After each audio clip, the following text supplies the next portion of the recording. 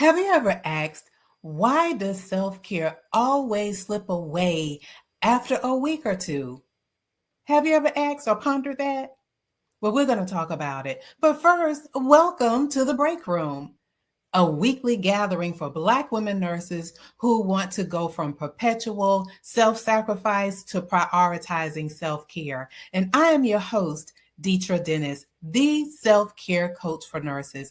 And this is a space for nurses who value, honor, and invest in the full circle well being of their most valuable patient, themselves. If that's you, welcome in. And if you're not a nurse or are not a Black woman, listen, you're still welcome here.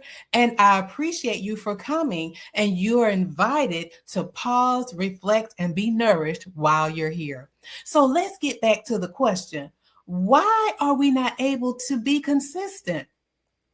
I'm glad you asked. So we're going to talk about it today. The blueprint for harmony, a better way to care for yourself.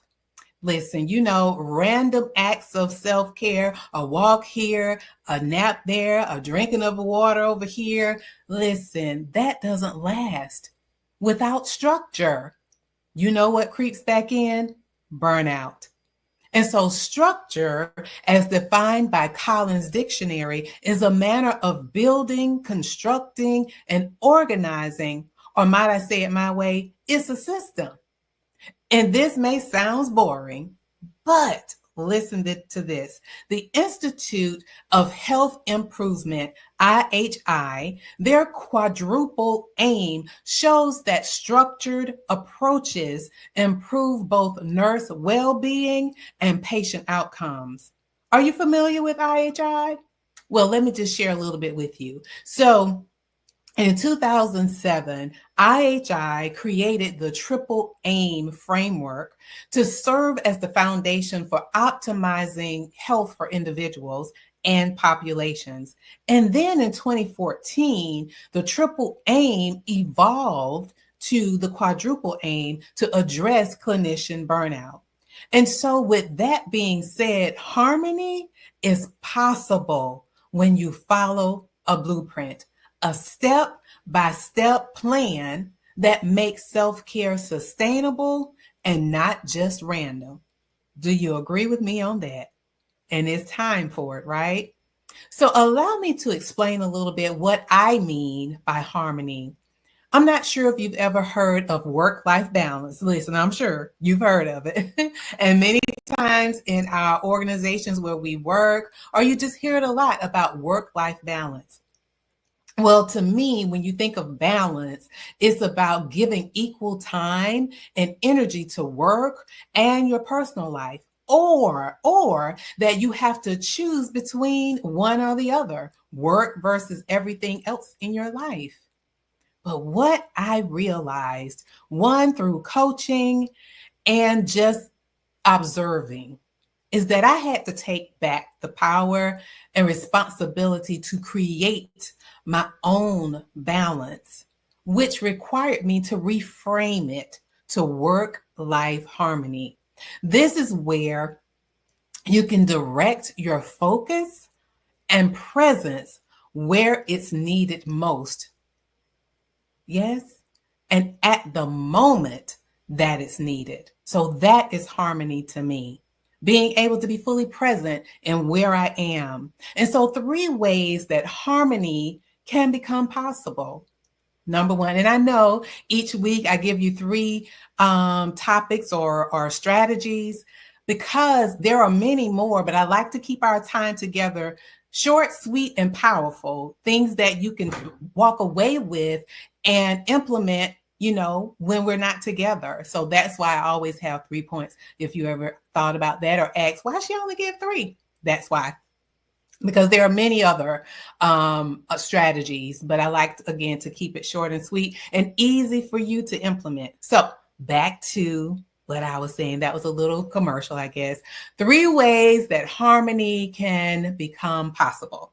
Number 1, follow a framework instead of random acts of self-care. And a framework that is familiar to you, familiar to me, familiar to all of us is the nursing process, right? It's a comprehensive process. And you know the acronym ADPI.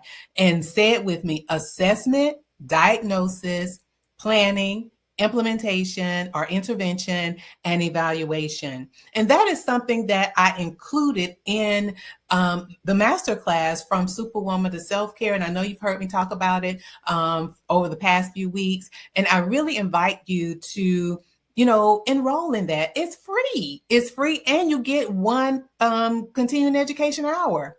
What's better than that? It's free, and it's helping to transform your life again from being perpetually self-sacrificing to prioritizing self-care. So anyway, back on track. Just wanted to share that with you. So number one, follow a framework instead of random acts of self-care.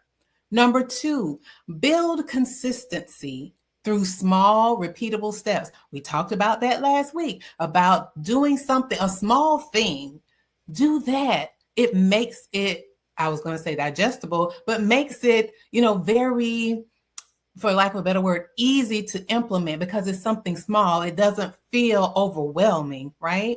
So consistency, when I think of consistency, it is crucial for success because it transforms effort into significant, lasting results by building momentum and discipline over time. Remember, over here, we don't do quick fixes.